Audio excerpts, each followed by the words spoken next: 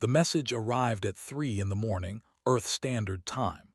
Ambassador Lisa Grant was sleeping in her small quarters at the Galactic Assembly Station when her communication device began to scream.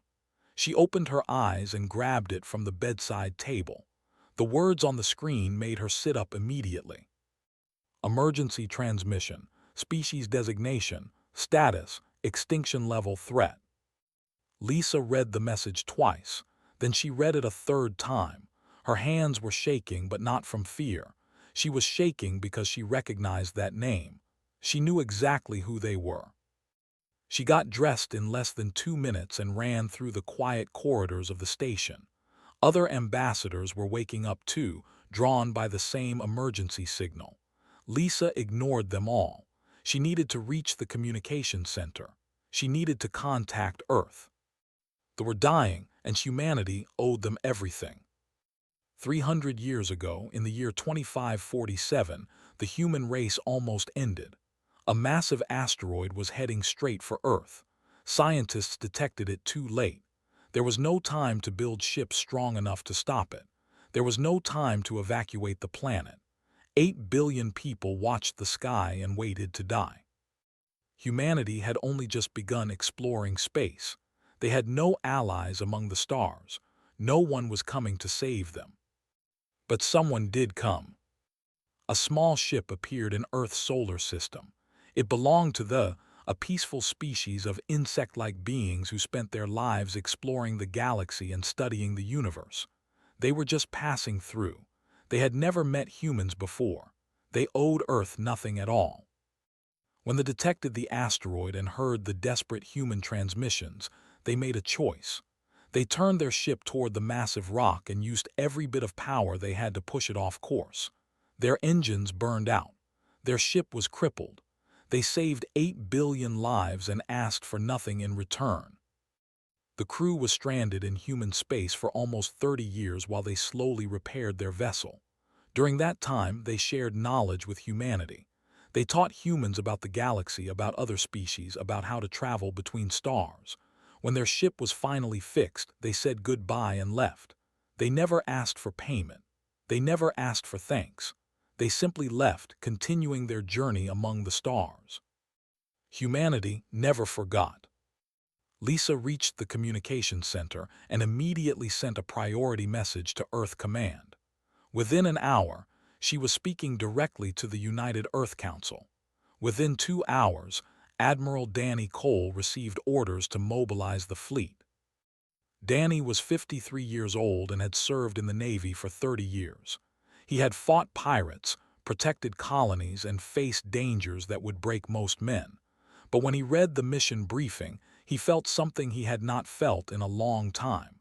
He felt purpose.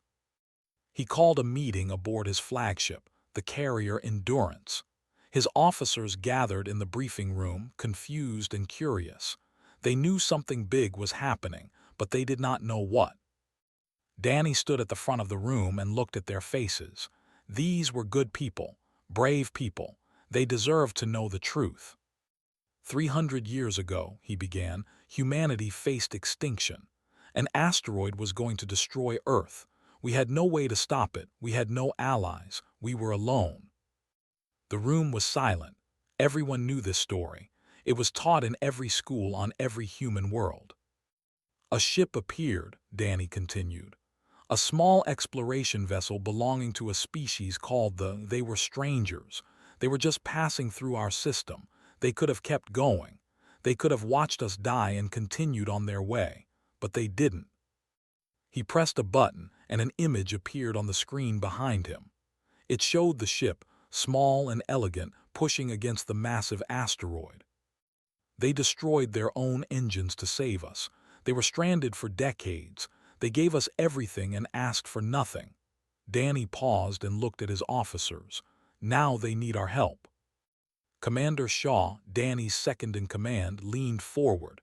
What's happening to them, sir? The Dominion is invading there. They have no military, no weapons, no fleet. They are scholars and artists and healers. They will wipe them out completely. His jaw tightened. How long do they have? 48 hours, maybe less. The room erupted in murmurs. 48 hours was not enough time. That was far away. Getting there would require pushing the ships to their limits. A young officer raised her hand. "Sir, what about the Galactic Assembly? Won't they help?" Danny shook his head slowly. "They have nothing to offer, no resources, no strategic value. No one else is going to help them." Silence fell over the room again. Danny could see the anger building in his officer's eyes. He felt the same anger in his own heart. 300 years ago, they didn't ask if we were worth saving," Danny said. "They didn't calculate what they would gain. They saw beings in danger and they helped. That's the kind of species they are. That's the kind of species they've always been." He straightened his back and lifted his chin. "Now it's our turn. We're going to stop and we're going to show the galaxy what humanity does for its friends." "Stood up, what's the plan, Admiral?" Danny looked at him with fire in his eyes. "We're not sending a fleet, Commander. We're sending every ship we have. Every carrier, every cruiser, every destroyer, every fighter. I've already sent word to every colony and every defense force. Anyone who can fly is coming with us." The officers stared at him in shock. This was unprecedented. Humanity had never mobilized like this before, not for war, not for anything. "Sir," said carefully, "that will leave our own systems undefended." "I know." "The Council approved this." "The Council ordered it." Danny's voice was firm. 300 years ago, strangers saved our entire species. They gave us a future. Every child born since then, every city built, every dream achieved, all of it exists because they showed us kindness when we needed it most. He looked around the room one final time. "Humanity doesn't forget a favor, and today we're going to return it. Get to your stations. We leave in 6 hours." The officers stood and saluted. There were no more questions. There was no more doubt. They understood now. This was not about strategy or resources or politics. This was about honor. This was about being the kind of species that remembered. As they filed out of the room, Danny turned to look at the stars through the viewport. Somewhere out there, they were waiting to die. They probably thought no one cared. They probably thought they were alone. They were wrong. Humanity was coming. High Speaker I stood on the balcony of the Great Hall and watched the warships fill the sky. There were hundreds of them, dark and ugly against the purple clouds of his.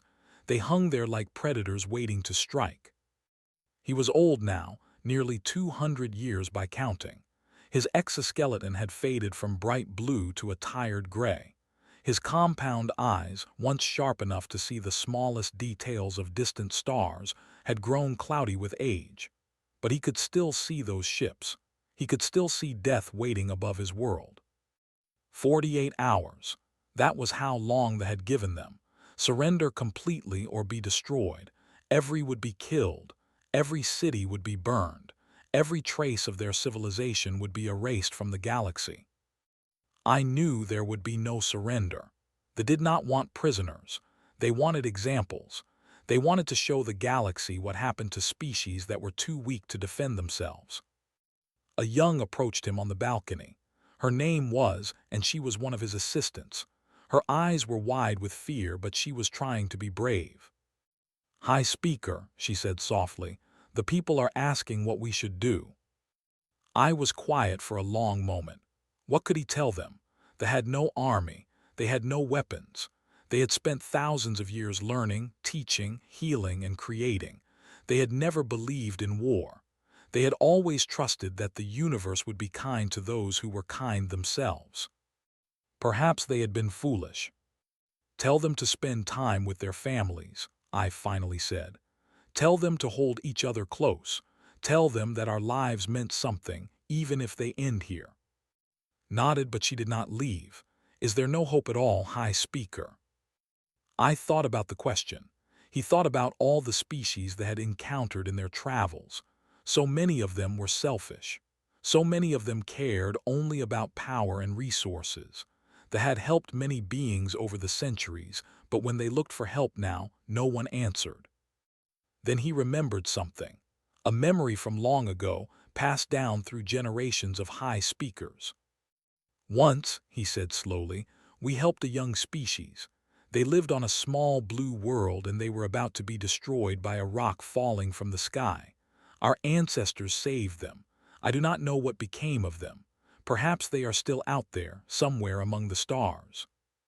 Tilted her head. Do you think they would help us? I let out a soft, sad sound that was the way of sighing. I do not know if they even remember us, child. It was so long ago. And even if they do remember, why would they come? We have nothing to offer them. We are a dying species on a forgotten world. He turned back to watch the ships. No, I think we are alone. Far across the galaxy, at the Galactic Assembly, Ambassador Lisa Grant was about to prove him wrong. The assembly chamber was the largest room Lisa had ever seen. It could hold representatives from over 1,000 species, and today it was nearly full. Word had spread about the situation, and everyone wanted to see what would happen. Most of them expected nothing to happen, though were insignificant. They had no power, no wealth, no military. They were the kind of species that the galaxy forgot existed until they were gone. Lisa walked to the speaking platform in the center of the chamber. She could feel hundreds of alien eyes watching her. Some were curious, some were amused, some were already bored. She did not care about any of them. Representatives of the Galactic Assembly, she began, her voice steady and clear. I am here to formally announce that humanity intends to intervene in the crisis. We will be sending our fleet to defend there against the Dominion. Murmurs spread through the chamber. Some of the representatives looked confused. Others started laughing. The ambassador, a tall creature covered in silver scales, rose from his seat. His species was one of the oldest and most powerful in the galaxy. They had built empires while humanity was still living in caves. This is a joke, yes, he said, his voice dripping with amusement. You would go to war for they are nothing. They have no resources, no technology, no strategic value whatsoever. What could you possibly gain from defending them? Lisa looked directly at him. 300 years ago, they saved our planet from an asteroid. They destroyed their own ship to do it. They were stranded in our space for 30 years. They asked for nothing in return. The ambassador waved a dismissive hand. That was a long time ago. What does it matter now? It matters, Lisa said firmly, because humanity remembers. The chamber fell silent.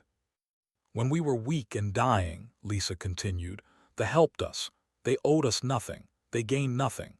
They simply saw beings in danger and chose to help. That is the kind of species they are. She paused and looked around the chamber.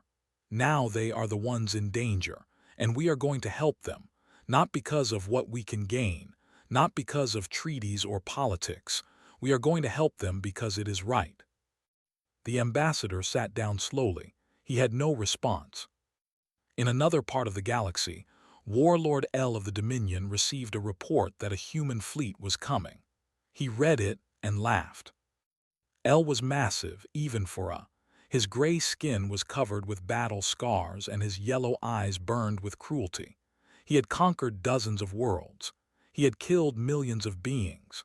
The idea that humans, a minor species with a small territory, would challenge him was hilarious. How many ships? He asked his officer.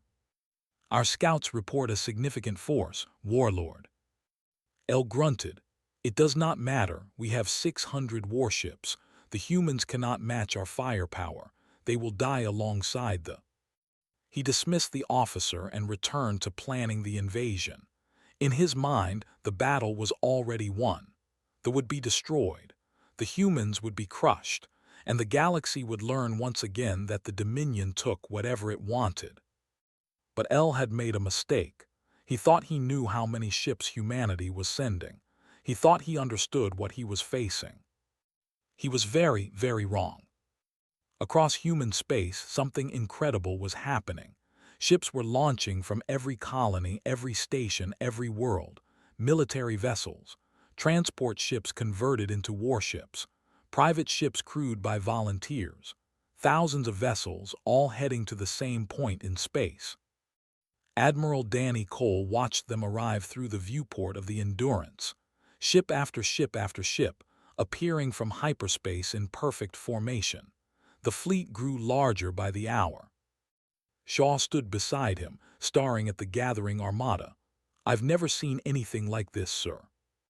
Danny nodded slowly. "Neither has anyone else. This is every ship humanity has, every single one." "Do you think it will be enough?" Danny was quiet for a moment. They were powerful. They had better weapons, stronger ships, more experience in war. This would not be easy. Many humans would die. But when he looked at the fleet around him, he felt something he could not quite describe. Pride, maybe, or hope, or something deeper than both. "It has to be enough," he finally said, "because we're not going to let them down, not after what they did for us." He turned away from the viewport and straightened his uniform. "Set course for the maximum speed. We have friends to save." 40 hours had passed since the ultimatum. Only 8 hours remained before the invasion would begin. High Speaker I had not slept at all. He could not sleep. He could only wait and watch the sky. They had done everything they could to prepare. They had gathered in the underground shelters. They had said their goodbyes. They had made peace with their fate. Now there was nothing left to do but wait for the end. I remained on the balcony of the great hall. He refused to hide underground. He was the High Speaker, the leader of his people. If they were going to die, he would die watching the stars he loved so much. Stayed with him. She would not leave his side, no matter how many times he told her to go. Young and stubborn, she reminded him of himself when he was her age.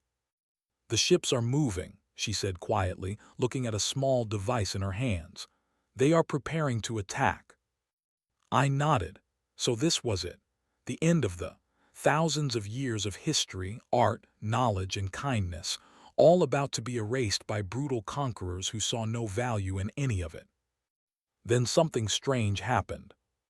The device in his hands began to beep wildly. She stared at it, her compound eyes widening. "High Speaker, there are ships coming, many ships." I felt his old heart skip. "Reinforcements." "No," his voice was shaking now. "They are not. The signature is different. They are. They are." She could not finish the sentence. The words died in her throat as she looked up at the sky. The clouds above the city began to glow. At first it was just a few points of light like new stars being born. Then there were dozens, then hundreds, then thousands. Ships poured out of hyperspace like water from a broken dam. They filled the sky from horizon to horizon. Big ships and small ships, carriers and cruisers and destroyers, fighters and transports and vessels of every size. The across the planet stopped what they were doing and looked up. In the shelters, on the streets, in their homes, they watched the sky fill with ships that were not. I could not breathe. He could not move. He could only stare as the massive fleet took position between thee and the armada. "Who are they?" whispered.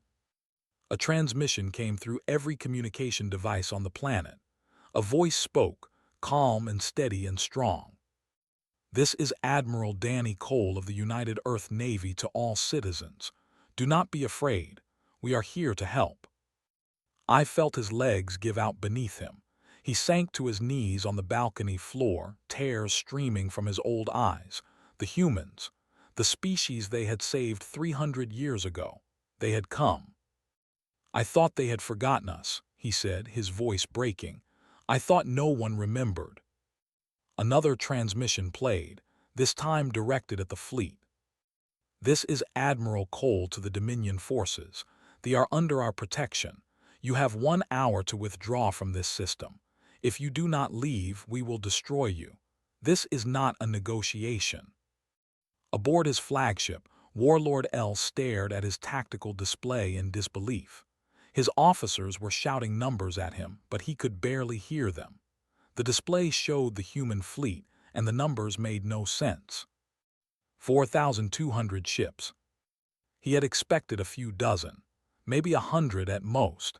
He had 600 warships, and he had believed that would be more than enough to crush any human force. But 4,000 ships, where had they all come from? How was this possible? "Warlord," one of his officers said nervously, "what are your orders?" El gripped the arms of his command chair so tightly that the metal bent under his claws. He was a conqueror. He had never retreated from any battle. He had never shown weakness to any enemy. But this— "They are bluffing," he growled. "They must be. Half of those ships are probably unarmed transports." "Warlord, our scans show that the majority of them are military vessels. They have us significantly outnumbered." El slammed his fist against the chair. "I do not care. We do not run from lesser species." He stood up and pointed at the tactical display. "All ships, prepare to attack. We will crush these humans and then we will destroy the— Today the galaxy will learn that no one defies the Dominion." The order went out to the fleet. 600 warships began to move toward the human formation. Aboard the carrier Endurance, Admiral Danny Cole watched them come. His face was calm, but his heart was beating fast. This was it. The moment everything would be decided. Shaw stood beside him. "Sir, they are advancing. They're not backing down." "I didn't think they would." Danny had hoped they might retreat, but he had prepared for this. "Signal all ships, defensive formation. We protect thee at all costs." On the assault carrier Retribution, Captain Torres received the order. She was 41 years old and had served in the Navy since she was 18. She had fought in dozens of battles, but nothing had prepared her for this moment. She looked at her crew. Young faces, old faces, scared faces, determined faces. They had all volunteered for this mission. They all knew the risks, and they had come anyway. "Listen up," she said, her voice carrying across the bridge. 300 years ago, the beings on that planet saved our entire species. Every person born since then, including every single one of us, exists because they chose to help strangers when they didn't have to. She pointed at the viewport, where they hung like a blue and purple jewel against the black of space. "Today we pay that debt. Not one ship reaches that planet, not one.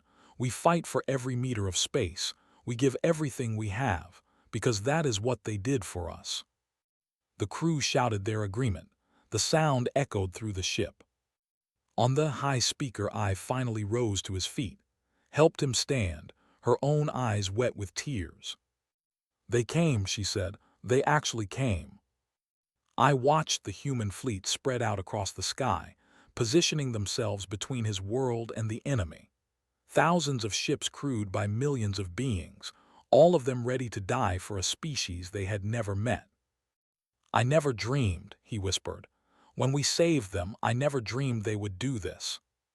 Looked at him. Why did we save them? Back then, I mean. Why did our ancestors give up everything for strangers? I was quiet for a moment, remembering the old stories.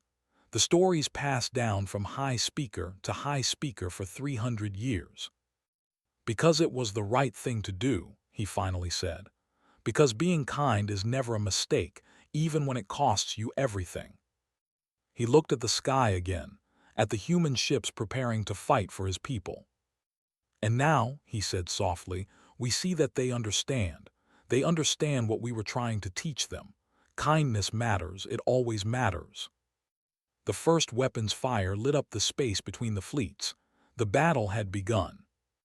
And humanity would not let the fall. The battle was unlike anything the galaxy had ever seen. 4,000 human ships against 600 warships. The space between the fleets became a storm of weapons fire, explosions, and burning metal. The ships were powerful. Each one of their warships carried weapons that could destroy a small moon. Their armor was thick and strong. Their crews were trained killers who had conquered dozens of worlds. But humanity had numbers, and more importantly, humanity had something to fight for. Captain Brooks commanded the destroyer Vigilant on the front line. His ship was one of the first to engage the enemy. Within minutes, he was taking heavy fire from 3 cruisers at once. "Damage report," he shouted over the noise of explosions. "Hull breaches on decks 4 through 7, engines at 60%, we're losing shields." Gripped the arms of his command chair. A younger captain might have ordered a retreat. A smarter captain might have pulled back and lived to fight another day. But he thought about his grandmother who had grown up on Earth and told him stories about the day the sky almost fell. He thought about what it meant that he was alive at all. "Hold the line," he ordered. "Redirect all available power to forward shields. We're not giving them an inch." The Vigilant shook as another blast hit them. Somewhere behind him heard screaming. Someone was hurt, maybe dead. He pushed the thought aside and focused on the enemy. His ship was just one small piece of the battle. Across the entire field, human vessels were fighting with everything they had. Lieutenant Price led a squadron of fighters through the heart of the formation. Her mission was simple: get close to the enemy command ships and cause as much damage as possible. It was also almost certainly a suicide mission. "Stay tight, everyone," she said into her communicator. "We punch through their screen, hit the big ships, and get out. Follow my lead." Her squadron consisted of 20 fighters, brave pilots, every one of them. They had volunteered for this, knowing they might not come back. The point defense fire was intense. Watched 2 of her pilots disappear in balls of flame before they even reached the first line of enemy ships, then 2 more, then 3 more. She did not slow down. She could not afford to hesitate. Her fighter screamed through a gap in the formation. She was close now, close enough to see the massive hull of a cruiser filling her viewport. She locked her weapons and fired everything she had. The missiles hit true. The cruiser's engine section exploded in a shower of blue fire. The ship began to spin out of control, crashing into another vessel beside it. "Direct hit," someone shouted over the communicator. But the celebration was short. More weapons found their marks. More human ships died. The battle was far from over. Aboard the Endurance, Admiral Danny Cole watched the tactical display with grim determination. The numbers were not good. Humanity was taking heavy losses. For every ship they destroyed, they were losing 3 or 4 of their own. Shaw stood beside him, his face pale. "Sir, we've lost over 80 ships in the first hour, at this rate." "I know the numbers, Commander." Hesitated, then spoke again. "Some of our captains are requesting permission to fall back and regroup. They say we could fight more efficiently if we—" "No," Danny's voice was hard as iron. "We hold the line, no retreat. Sir, with respect, we're going to lose a lot of people if we keep this up." Danny turned to look at his second-in-command. His eyes were tired but filled with something that could not quite name. "They didn't calculate the cost before they saved us," Danny said quietly. "They didn't run equations or measure their losses. They saw people dying and they helped. That's all. They just helped." He turned back to the display. "We're going to do the same. Tell our captains to hold the line. We fight until they are destroyed or until we have nothing left to fight with." The order went out. Across the fleet, human crews heard the Admiral's words, and instead of despair, something else spread through them: determination, purpose, pride. They were not just fighting a battle. They were proving something. They were showing the galaxy what kind of species humanity was. Hours passed. The battle raged on. On the destroyer Vigilant, Captain Brooks was still alive. His ship was barely functioning, held together by emergency repairs and desperate hope. More than half his crew was dead or wounded, but they had not retreated. They had not given up. "Sir," his tactical officer said weakly, "cruiser incoming. We don't have enough power to stop it." Looked at the viewport. The enemy ship was huge and coming straight for them. If it got past, it would have a clear path to the— He made his decision in an instant. "All hands brace for impact. We're going to ram them." The bridge went silent. Everyone understood what that meant. "Sir," someone said softly, "are you sure?" Thought about his family back home, his wife, his children. He thought about the waiting on the planet below, hoping that someone would save them. "They gave up everything for us," he said. "I can do the same." He pushed the engines to maximum. The Vigilant surged forward, straight toward the cruiser. At the last moment, something incredible happened. Two other human ships appeared on either side of the Vigilant. They had seen what was doing, and they had come to help. Together, the three ships hit the cruiser at the same time. The explosion was massive, a flower of fire blooming in the darkness of space. When it faded, all four ships were gone. The line had held, but now it was breaking. Warlord L could not believe what he was seeing. His fleet, his mighty fleet, was being torn apart by inferior beings. The humans were everywhere, fighting like demons, dying by the thousands but never stopping. "Retreat," one of his officers begged. "Warlord, we must retreat. We cannot win this battle." "Silence," L roared. But even as he spoke, he knew the truth. He had underestimated the humans. He had thought they would break and run when the casualties mounted. He had thought they were like every other species, driven by self-interest and survival. He had been wrong. These creatures were willing to die, not for resources, not for territory, not for power. They were willing to die for a debt owed to beings they had never met. It made no sense to him. It violated everything he understood about the universe. The strong took from the weak. That was the only law that mattered. But here were the humans, proving him wrong with every ship they sacrificed. "Warlord," another officer said urgently, "our fleet has lost over 200 ships. If we continue, we will be destroyed."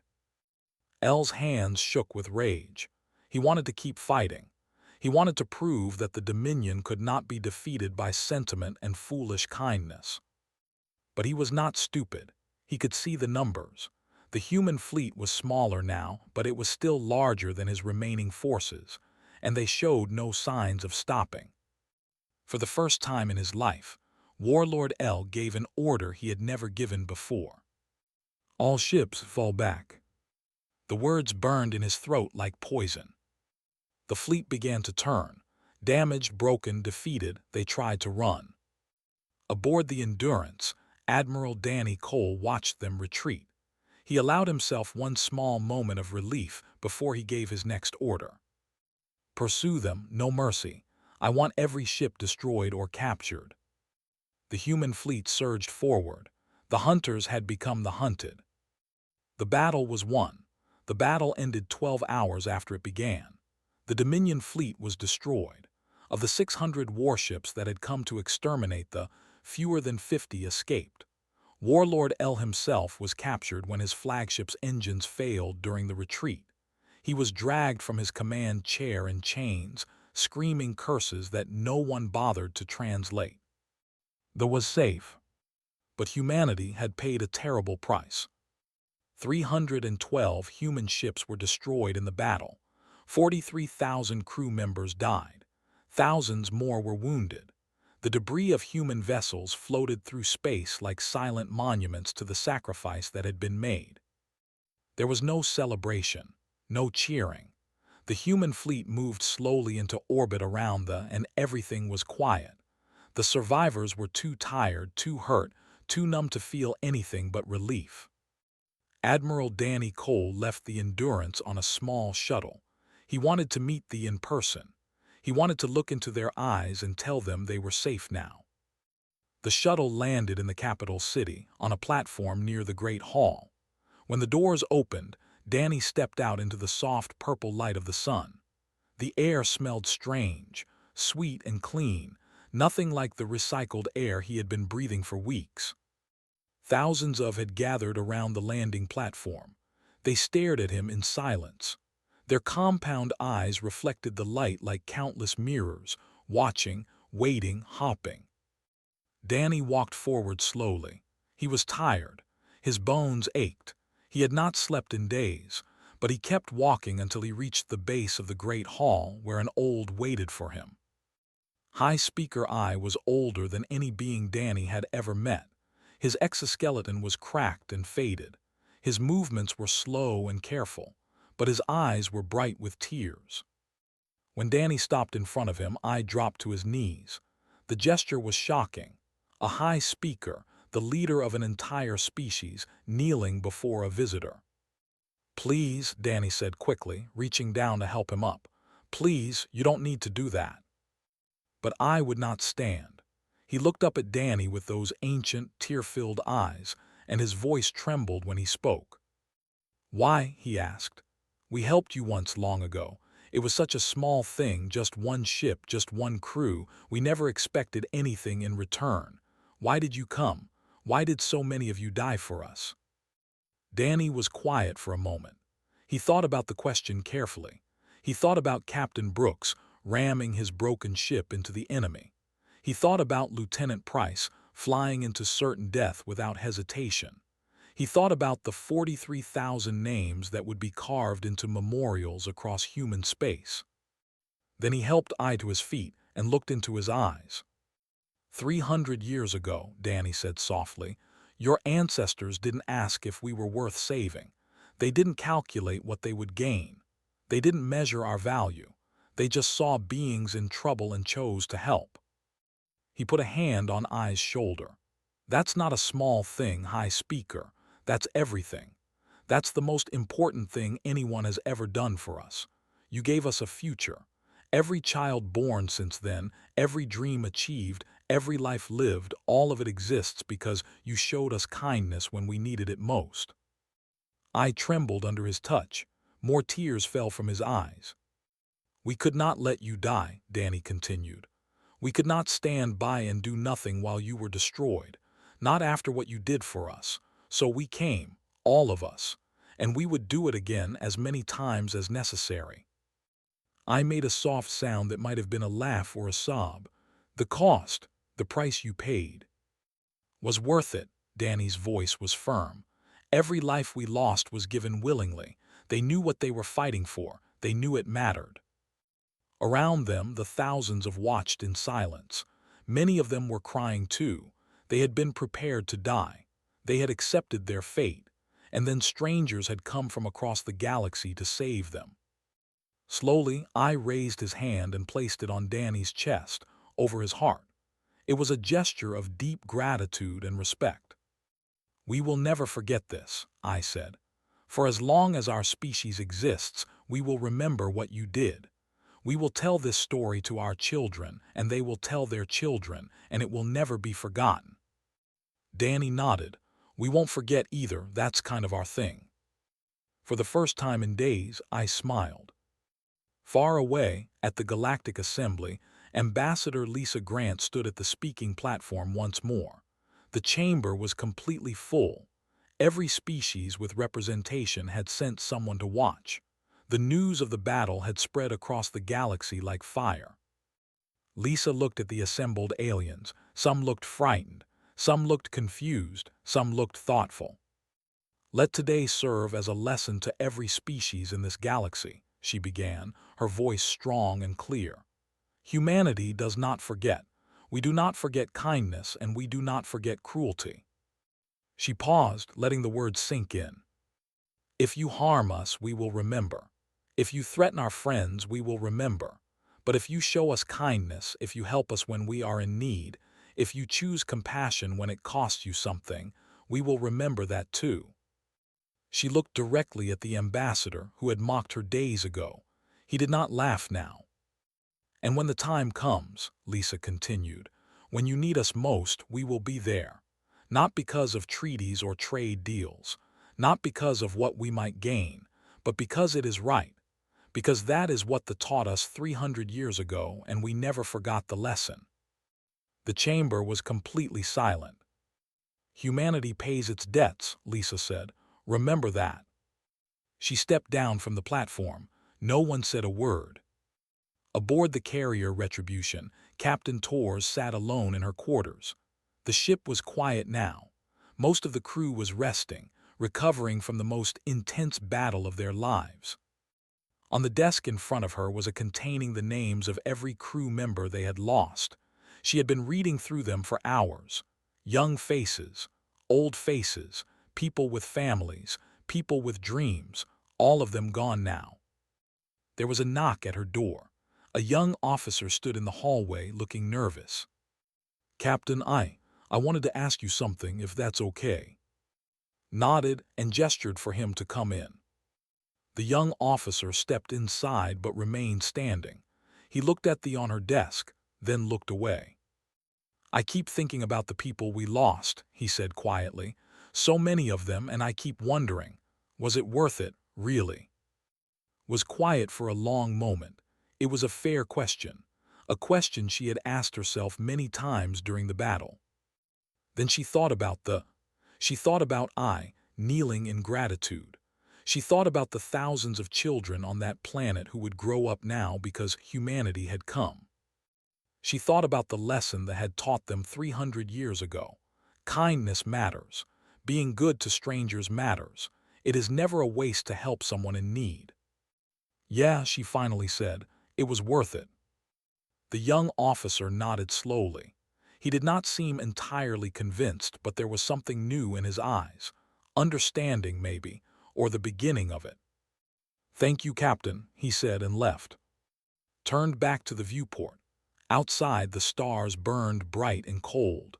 Somewhere out there, species were hearing the story of what humanity had done. Some of them would be afraid. Some of them would be inspired. Some of them might even learn something. The galaxy was a vast and often cruel place. But today, humanity had proven that kindness was stronger than cruelty. That gratitude was more powerful than greed. That remembering the good that others did for you was the most human thing of all. She thought about the future, about the relationships humanity would build, about the allies they would make, about the times when they would need help and the times when they would give it. She thought about the safe on there, teaching their children about the strange beings from across the galaxy who had come to save them. And she smiled. Because humanity doesn't forget a favor, and they return it in shocking ways.